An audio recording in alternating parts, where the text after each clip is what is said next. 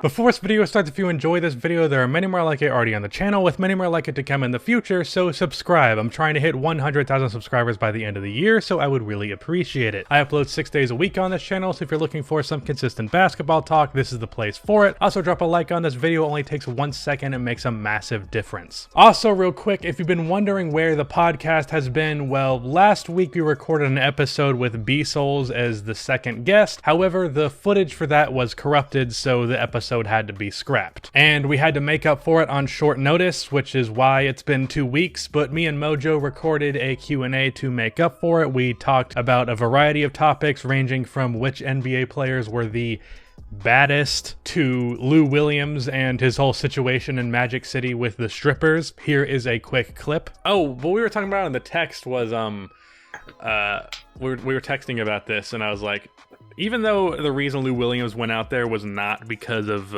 strippers, like dead ass, the NBA should put a strip club in the bubble, because if you think about it, dude, these are you know, tens or hundreds of men that are rich and well known and used to getting sex pretty much all the time. So give that a watch, the link will be in the description. So my Kobe versus Duncan video did pretty damn well, and because I'm a whore for views, I am back once more with this versus series, doing a video on Dirk Nowitzki versus Kevin Garnett. And if you want to see this become a series, drop a like on this video to let me know. Now, unlike with the Kobe and Duncan video, I do not have a clear favorite here that will cloud my judgment in any capacity. Dirk and KG I respect quite a bit. I was able to catch both of them at the tail ends of their careers. I watch both of their highlights all the time, but neither one of them make my top 10 favorite players of all time list. Not for any particular reason, there are just 10 players that I like more. But when you look at my top 50 players of all time list, which I'm probably going to be referencing quite a bit if I continue this series, I have both of these guys very close together, like literally right next to each other. I ranked KG as the 17th best player of all time and Dirk as the 18th. And I said in that video that it was pretty damn close between the two. Now, in the previous and again first video of what may or may not become a series, I ended up flipping my position by the end of it. That is because this series is the first time that I'm putting these two names side by side and really looking at them with a critical lens. So let's see if I'm going to change my mind once more and compare Dirk versus Kevin Garnett.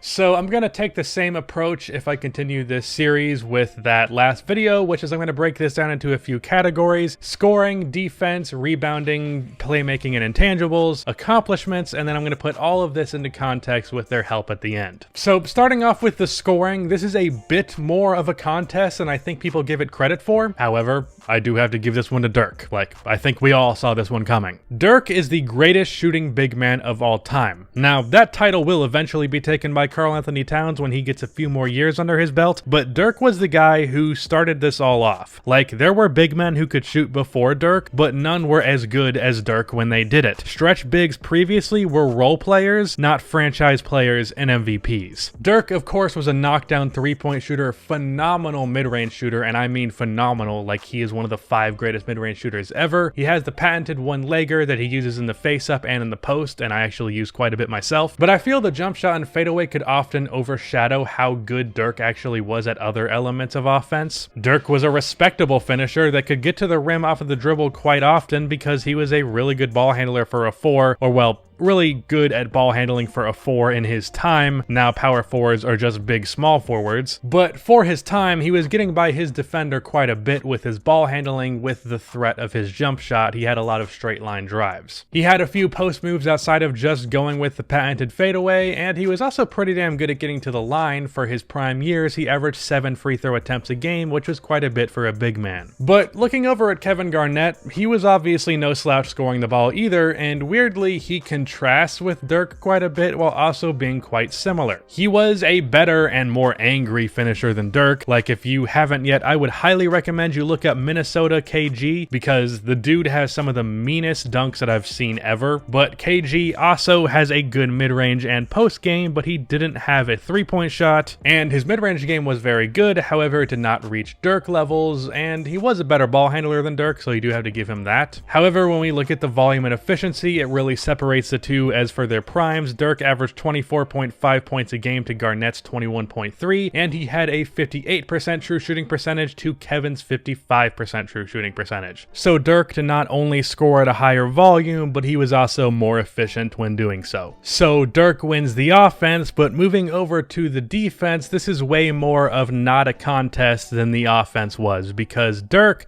was an defender.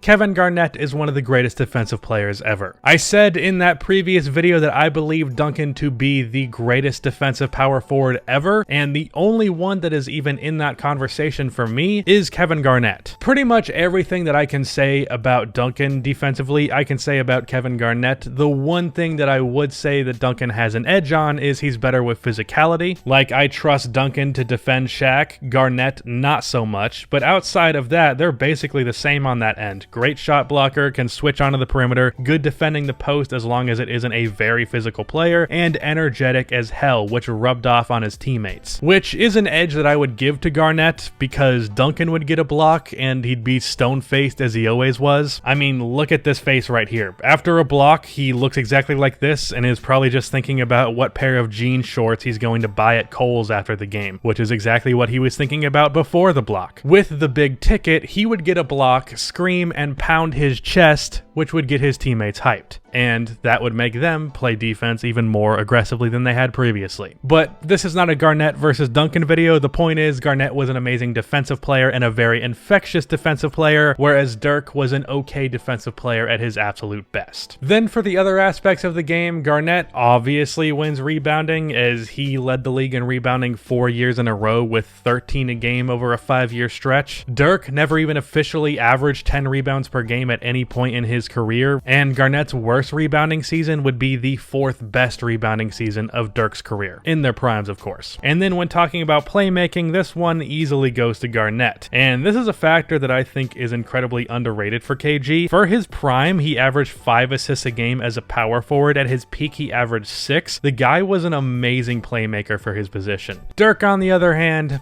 just okay. And then if we're talking about the intangibles and leadership and all of that, Garnett was obviously a more vocal leader, but also a little bit more aggressive, and some players, like we'll just say Glenn Davis, would not appreciate that. And there's also a lot of accounts of Dirk being a great leader, but he's more of a chill dude. I mean, it really just comes down to what kind of leadership you prefer. Both of them I'd say were good, it's just different mentalities. So now getting on to accomplishments, these two are actually relatively close in that department as well. Both have one MVP award to their names. Dirk won in 2007 with averages of 24 and 9 on 50, 40, 90 shooting splits, leading the Mavs to 67 damn wins. And Garnett won it in 2004 with averages of 24 points, 14 rebounds, 5 assists, and 1.5 steals, as well as 2 blocks, stuffing the fuck out of the stat sheet, leading the Wolves to 58 wins, which is 9 less wins, yes. However, with the context of the help that they had on those rosters, I'd say those are about equally impressive MVPs, though I will say there were actually 2 MVPs that Steve Nash won that I believe should have gone to Dirk. Then when we look at their championships, both only won 1 championship, and unfortunately for Garnett, Duncan's was just clearly way more impressive in terms of his legacy. Garnett won it on a much better team. They were the favorite the whole way, and really they just did what they were supposed to do, with Pierce being the one to win Finals MVP. Whereas with Dirk, no one seriously believed the Mavs were going to win that year, and yet they did, mostly on the back of Dirk, who was just unbelievable for that entire playoff stretch. Not to mention the redemption arc for those Mavericks, because remember that 67-win Mavs team I mentioned, where Dirk won MVP? Well, that was the team that lost to the We Believe Warriors in the first round, even though they were the 8th seed, which was not a good look for Dirk, especially being that he put up 8 points in Game 6, which was the final game of that series, but this was a makeup for that, to say the least. And then if we take this conversation relative to help, I think it gets interesting, because I would say that Dirk had the best best help throughout his career relatively. However, Garnett's peak help in his first year in Boston was obviously much better than anything Dirk ever had. Like, Minnesota Garnett did not even have 60% of the help that Dirk did, but Celtics KG had way more, but that was only 1 year of his prime, but that's also the 1 year that he won a championship, so I kind of don't know what to say there. I would personally say it kind of evens out, because if Garnett had more years with that team in his prime, they probably would have won more championships, but if you feel that's more lopsided in favor of Dirk having way more help, then I'd get that, but I just think it kind of balances out. So at the end of all of this, who do I believe is better? Did I change my mind? Well, no. Garnett's defense just makes him a better talent for sure, and I think that overrides the fact that Dirk's 2011 run was simply amazing. That run is what makes this a close conversation. Without it, I think there'd be a more notable separation between the two. So that to me is why Kevin Garnett is greater than Dirk Nowitzki. I'm going to once again ask that you go check out that latest episode of the podcast. It was a really fun one, and next week, or really in 5 days, there's going to be a new episode out with a very special guest. So go ahead and subscribe to that channel. Check out that podcast, and that is the end of this video. Please be sure to like and subscribe for more NBA content like this, and cue the outro music.